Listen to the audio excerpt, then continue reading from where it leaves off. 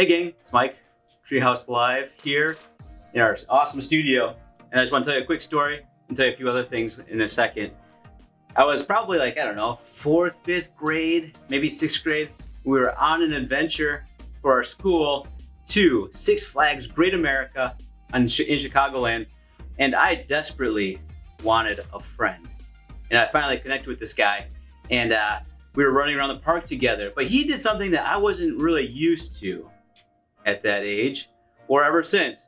He loved to find these big long lines and then slowly move in. And back in the old days we call it cut, but today they call it budging. We'd slowly budge in front of different people, making our way up the line more quickly. Eventually we bumped into this dad and his son, and we walked in front of them, and the son, I could hear him behind me, pulled on his dad's shirt and said, "Dad, those guys just cut in front of us." And I was really embarrassed. I'm like, oh. And the dad's response was classic. He said, "It's fine. They'll know how to do the right thing." And that cut me right away. And so for me, I'm like, hey man, I can't do this. This is not right. I'm gonna leave. I'll catch up with you later. So I split off and went off by myself because I just didn't feel like he was a good friend, a good influence on me. And that's what friends can do, right? They influence us. And here today, we truly believe that if you can be a good friend, you will find people who are good to you.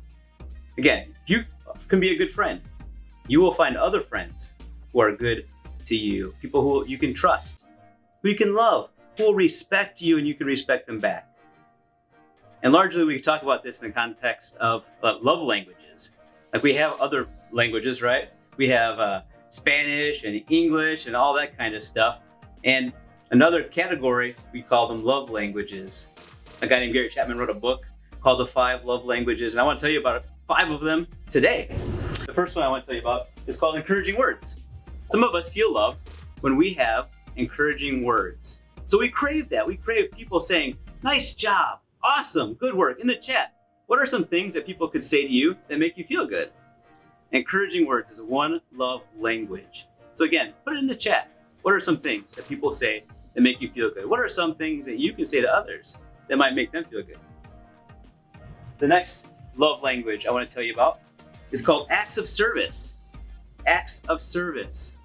And again, similarly to encouraging words, it's self-descriptive, isn't it? Acts of service means when you do something for someone, you feel good. And when somebody does something for you, that makes you feel loved. For example, doing the dishes for your mom or your dad or whoever. That makes them feel appreciated and that you're caring about them. Or maybe it's a second one I'll tell you about is called acts of service. Acts of service is very descriptive again, like the first one. And it has to do with you doing something for someone to make them feel appreciated and loved. And likewise, you hope that other people do things for you that make you feel loved and appreciated. For example, someone might know that you love to have the door held open for you. So you might have a significant other who always goes out of their way to hold the door open for you.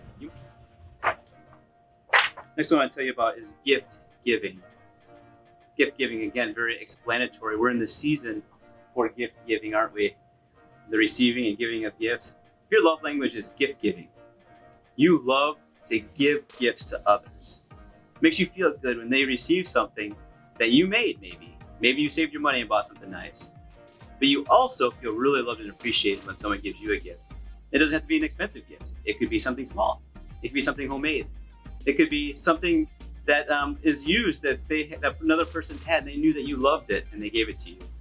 Gift giving is another way for us to feel loved. And in this season of giving and receiving, maybe put down in the chat some things that you would really love to receive as gifts. Or a fourth love language I want to tell you about is quality time.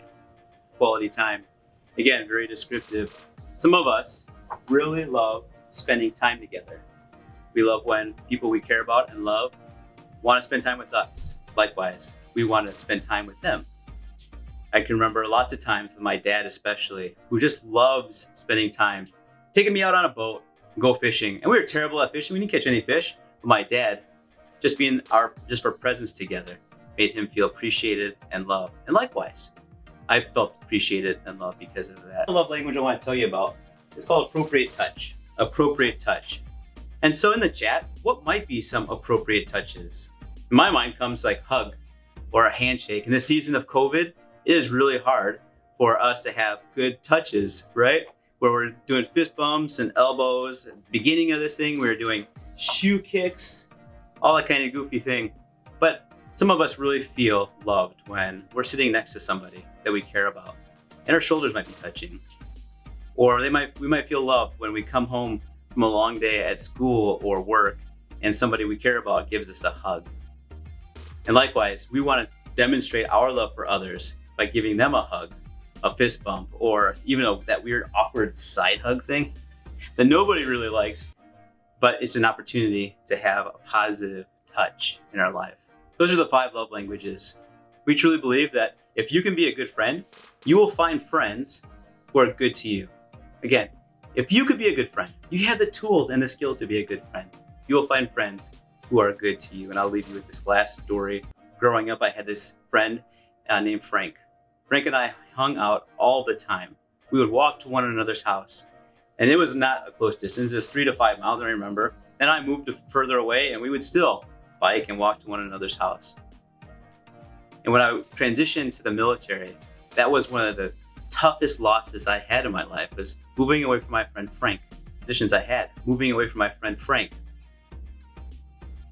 For the better portion of 1st through 12th grade, there hadn't been too many weeks where we hadn't seen each other. And now I was moving away for good, as we come to find out all these years later.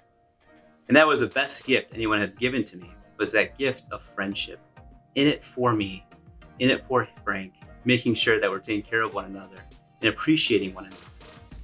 And again, hopefully here at Treehouse, we're giving you the tools to build those good friendships around you and giving you good spaces to share meals and different activities that will bring you guys together, and different shared experiences, an opportunity to build friends around video games or doing homework together or having a meal.